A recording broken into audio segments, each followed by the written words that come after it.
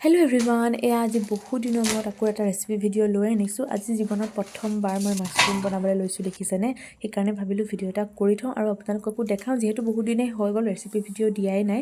আৰু ধুনীয়াকৈ মাছৰুমখিনি মই উলিয়াই লৈ ঘঁহি প্ৰথমে ঠাণ্ডা পানীৰে ধুই ল'লোঁ। তাৰপিছত সৰু সৰুকৈ টুকুৰা কৰি ইয়াত অলপমান গৰম পানী আৰু অলপমান নিমখ দি অলপ টাইমৰ কাৰণে তিয়াই ৰাখিলোঁ, যাতে কিবা বেক্টেৰিয়া বীজাণু থাকে যদি মৰি যাওক। আৰু তেতিয়ালৈকে এইফালে মই আকৌ আদা, নহৰু, পিঁয়াজ, বিলাহী, বাকী যিমানখিনি বস্তু দৰকাৰ হয় সেইখিনিও ৰেডি কৰি ল'লোঁ।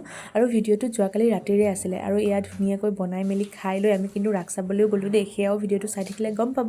আৰু এইখিনি ধুনীয়াকৈ কাটি মেলি হোৱাৰ পিছত মাছৰুমখিনি প্ৰথমে মই তেলত অলপ টাইম ফ্ৰাই কৰি ল'লোঁ।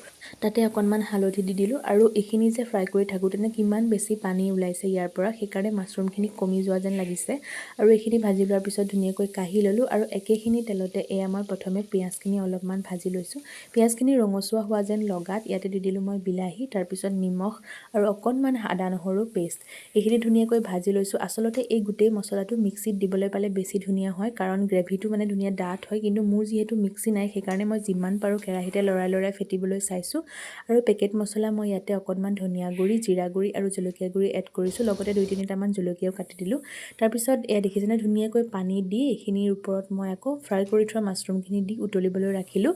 তাৰপিছত হৈয়ে গ'ল একদম। লাষ্টত গৰম মছলা অকণমান ছটিয়াই দিছোঁ আৰু ধুনীয়াকৈ ভাতকেইটা বাঢ়ি ল'লোঁ লৰালৰিকৈ, যিহেতু ৰাস চাবলৈও যাম। আৰু মোৰ ৰুমৰ কাষতে যে দুখন ৰাস আছে গম পায়নে, একদমেই ওচৰত। প্ৰথমতে প্ৰথমখন ৰাসলৈ গ'লোঁ, ইয়াত একেবাৰে মানুহ নাই, জাষ্ট ষ্টাৰ্ট হৈছিলেহে কিন্তু ছেকেণ্ডখন ৰাসলৈ গ'লোঁ, ইয়াতে গৈ পেলাই দেখিলোঁ অলপ মানুহ হৈছে। আৰু তাৰপিছত যিহেতু যোৱাকালি 5 নৱেম্বৰ আমাৰ সুধাকন্ত ভূপেন হাজৰিকাৰ মৃত্যু তিথি আছিল, তেওঁলৈ বুলি আৰু আমাৰ মৰমৰ জুবিন দালৈ বুলি ধূপ এডাল জ্বলাই শ্ৰদ্ধাঞ্জলি জনালোঁ। আৰু এই মৰম লগা গোপীকণ চাওকচোন কিমান বেছি কিউট লাগিছে।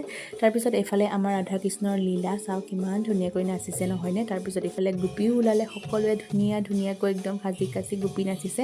অকণমান টাইমেই চালোঁ, যিহেতু মই ৰাস ভাওনা চাই পেলাই অকণমান বৰ খাওঁ, সেইকাৰণে 15-20 মিনিট পাছতে উভতি আহিলোঁ।